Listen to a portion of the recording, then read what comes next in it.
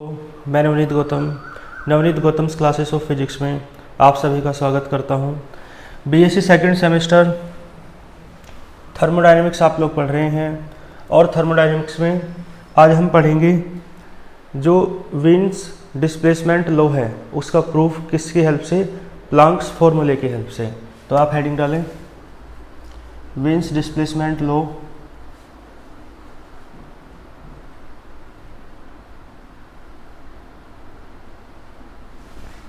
मैंने कराया था, ये ग्राफ के बीच कराया था, है ना। विन्स डिस्प्लेसमेंट लॉ क्या होता है ये मैंने आपको जब ग्राफ बताया था ना स्पेक्ट्रल रेडियंसी का या स्पेक्ट्रल डिस्ट्रीब्यूशन ऑफ रेडिएशन का, तो उसके बीच जो आपका ग्राफ की एक्सप्लेनेशन करने के लिए फर्स्ट पॉइंट था वो आपका विन्स डिस्प्लेसमेंट लॉ था।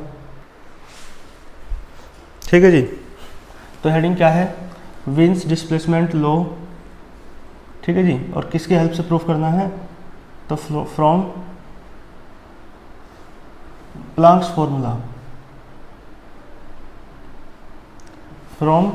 फॉर्मूला। ठीक है जी। तो देखो ये कैसे होगा, विन का डिस्प्लेसमेंट लो है और किसकी हेल्प से करना है, प्लांक्स फॉर्मूला। तो मैंने आपको बता ही रखा है, लिख देना we know that Planck's formula. ठीक है, इन टर्म्स ऑफ वेवलेंथ के टर्म्स में प्लांक्स फॉर्मूला क्या है आप जानते हैं, यू लैम्डा डी लैम्डा बराबर होता है 8 pi H C upon lambda की पावर 5। ठीक है, और यहाँ है डी लैम्डा अपॉन ई की power H C upon lambda के टी और माइनस का 1। कोई दिक्कत तो नहीं। ठीक है जी। तो ये फॉर्मूला किसके लिए है, ये है फॉर्मूला प्लांक्स फॉर्मूले का, है ना। और किसके टर्म्स में है, तो वेवलेंथ के टर्म में है। तो इसलिए यहाँ पे लिखना है आपको we know that Planck's formula in terms of wavelength, है ना। इतना ही बहुत है।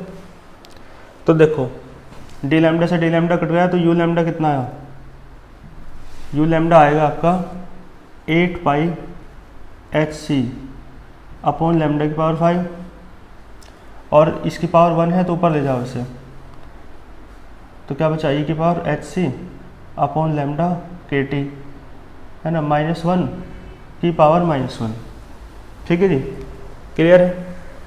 अब मेरी एक बात सुनो ध्यान से, आपको विन्स डिस्प्लेसमेंट लॉ में लैम्डा निकालना होता है तो लैम्डा ही निकालेंगे, और लैम्डा भी क्या होता है, लैम्डा मिनिमम। ठीक है जी। तो देखो टू फाइंड वेवलेंथ कह दो या लैम्डा कह दो ब्रैकेट में। ठीक है जी।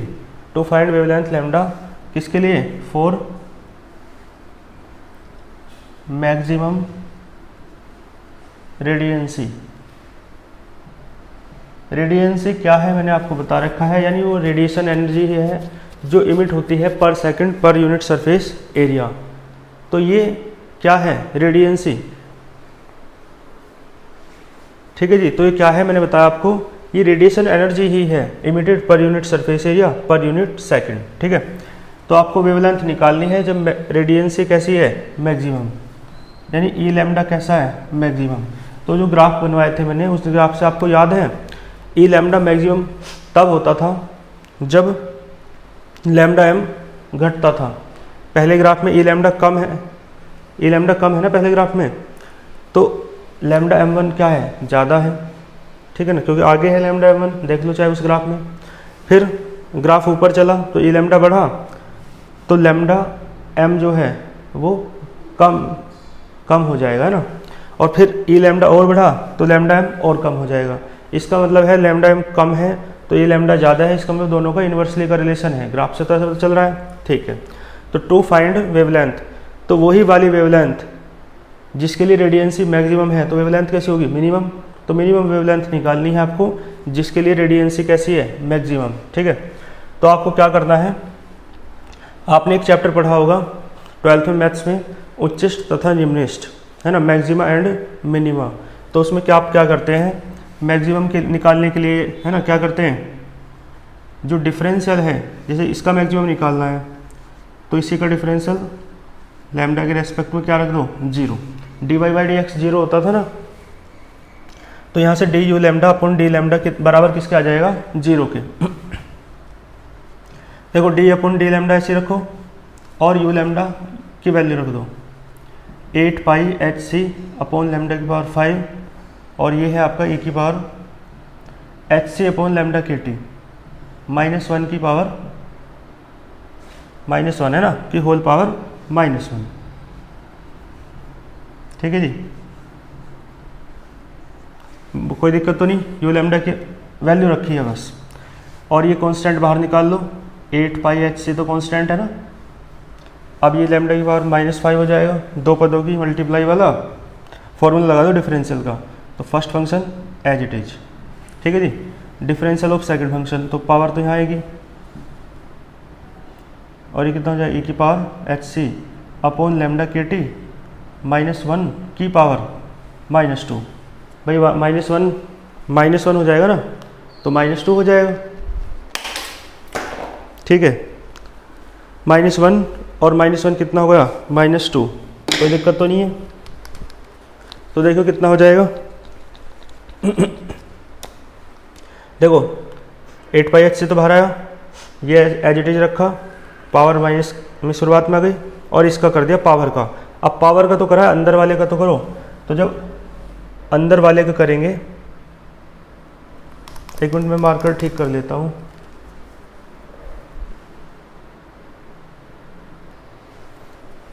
ठीक है जी, तो मैंने कहा पावर का तो कर दिया, अब किसका करना है, अब करो इसका अंदर वाले का।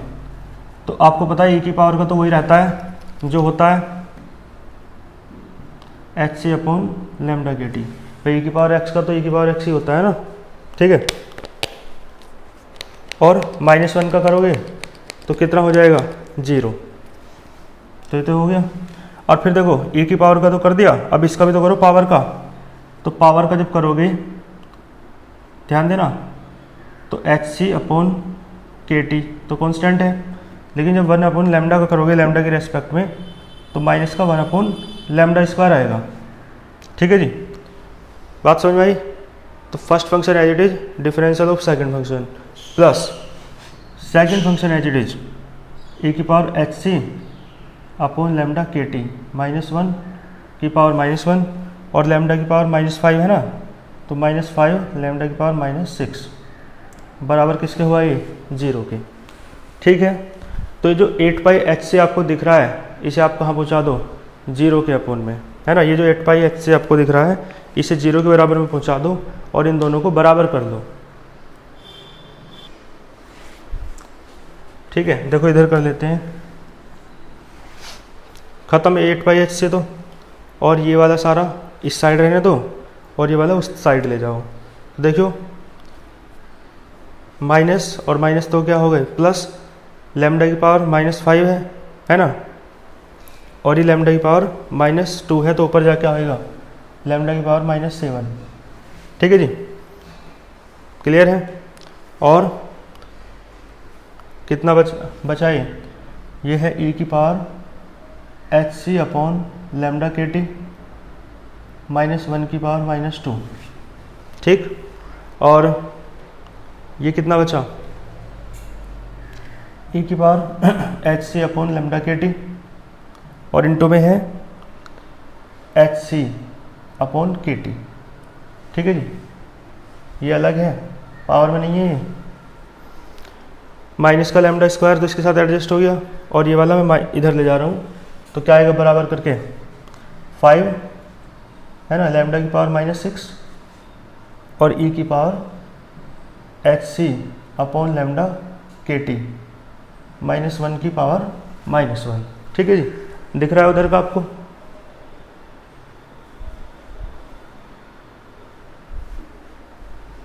पावर -1 है, थोड़ा पास को लिख लूँ। ठीक है जी, कोई दिक्कत तो नहीं है, अब दिख रहा है। देखो आप सुनना ध्यान से, देखो लैम्डा की 6 पावर है या 7 है ना, तो एक पावर बचेगी बस इधर -1, और यहाँ 2 पावर है इसकी, यहाँ 1 पावर है इसकी, तो यहाँ बचेगी बस 1 पावर। ठीक है जी, -1 पावर बचेगी, है ना। और ये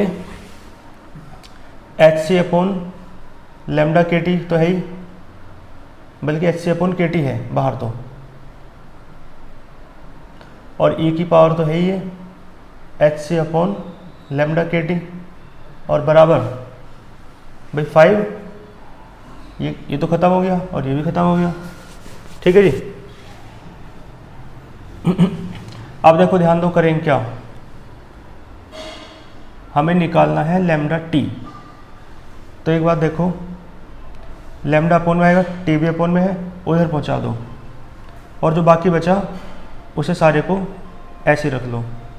तो देखियो मैंने कहा टी को उधर पहुंचा दो तो बचेगा एच सी, है ना, अपॉन के, भाई एच सी बच रहा है अपॉन के बच रहा है, ठीक है जी।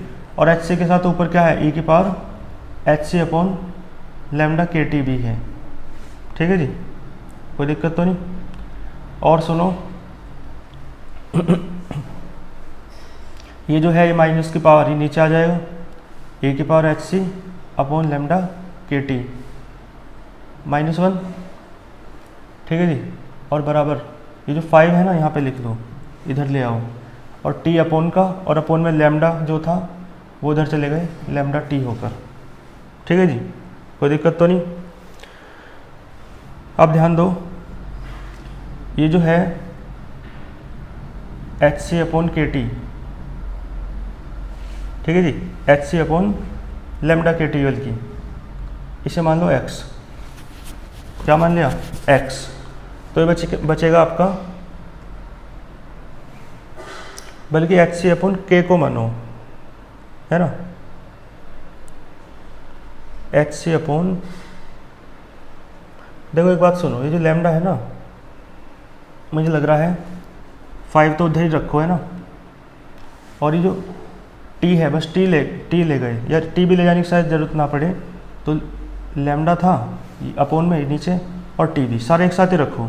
तो मैं ये कहना चाह रहा हूँ H C upon lambda K T को मैंने क्या मान लिया x, ठीक है जी, 5 ही रखो उधर, ठीक है भाई। ये अपॉन में पहुँच गया लेमडा, है ना, H C upon K T तो है ही यहाँ पे, तो H C upon K T को x माना, तो क्या बचा H C upon lambda K T ये रहा, तो ऊपर x आ गया, और e की पावर x और अपॉन e की पावर x -1 बराबर कितना है 5, ठीक है, समझ में आ रहा है। इसके क्रॉस मल्टीप्लाई कर दो, क्रॉस मल्टीप्लाई करो, इधर देखो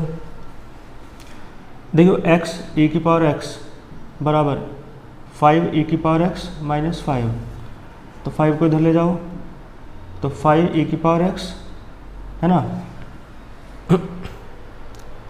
इसे ऐसे निकाल लो, x में निकाल लो इस समीकरण को, x में कैसे निकलेगी,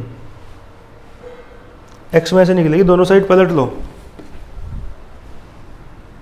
क्योंकि x का मान निकालना है ना हमें, दोनों साइड पलटियो, क्या आएगा e की पावर x -1 x e की पावर x बराबर 5, ठीक है जी।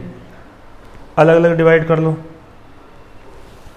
ये e की पावर x वाले एक साथ कर लें, कुल मिला के x की वैल्यू निकालनी है ना, तो e की पावर वाले एक साथ कर लो, तो e की पावर वाले एक साथ कैसे होंगे, फिर उसके लिए तो क्रॉस मल्टीप्लाई करनी पड़ेगी, x e की पावर x बराबर 5 e की पावर x -5, ठीक है जी। 5 को इधर ले जाओ, तो 5 बराबर 5 तो इधर गया, और ये बचा 5 e की पावर x x e की पावर x, ठीक है जी। तो 5 बराबर देखो e की पावर x कॉमन, तो 5 x, ठीक है, इक्वेशन चाहे कुछ भी रहे, 5 अपॉन e की पावर x बराबर 5 x, क्लियर है। तो x बराबर क्या आएगा, x बराबर आएगा, x इधर ले जाओ, बल्कि x इधर ले जाओ, x प्लस 5 अपॉन e की पावर x बराबर 5, ठीक है जी, ये s मत समझ लेना, 5 है, ठीक है जी। तो ये इक्वेशन आ गई, इस इक्वेशन को यदि सॉल्व करेंगे आप तो किसकी वैल्यू मिलेगी, x की वैल्यू तो मिलेगी। तो इस देखो ध्यान देना, यहाँ पे लिख देना on solving the above equation, ऊपर वाली समीकरण को सॉल्व करने पर जो x का मान मिलेगा ना आपको वो याद रखो 4.965, ठीक है। और x बराबर क्या माना था आपने, hc/λ/kT। x का मान लौटा दो, ठीक है। λt निकाल लो यहाँ से λt निकालोगे तो क्या आ जाएगा, hc/k है ना, और कितना है 4.965 अपॉन में ले आओ ये वाला, और k यहीं रहने दो, और ये λt उधर ले जाओ, ठीक है जी। दिख रहा है यहाँ तक, λt उधर ले गए। चलो अब देखो ध्यान से, ये जो सारा है इसे कांस्टेंट मान लो, है ना। hc/4.965 k जो है एक कांस्टेंट है जिसे आप विन्स कांस्टेंट कहते हैं, इसे आप b से डिनोट करते हैं, ठीक है जी। किससे डिनोट करते हैं, b से, स्मॉल b से। तो ये विन्स कांस्टेंट है, कोई दिक्कत नहीं होगी। कहाँ को करो, यहाँ को देख लो, तो देखो ये बचेगा b बराबर λt, है ना। और देखो यहाँ पे लिख देना यही वाली बात, 4 है ना वेवलेंथ, वो देखो वेवलेंथ, 4 वेवलेंथ, 4 मैक्सिमम रेडियंसी। देखो रेडियंसी मैक्सिमम होगी, ये लैम्डा मैक्सिमम होगा। तो मैंने बताया रेसिप्रोकल वाला या इन्वर्सली वाला रिलेशन आ रहा था, तो लैम्डा कितना होगा, जो लैम्डा होगा ना वो लैम्डा मिनिमम होगा। तो लैम्डा मिनिमम कह दो, MIN लिख दो या m लिख दो।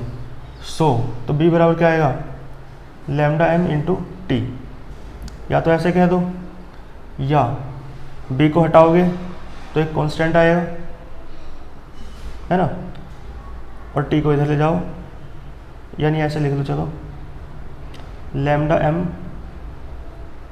t, देखो ध्यान दो t अपॉन में जाएगा, प्रोपोर्शनल 1/t।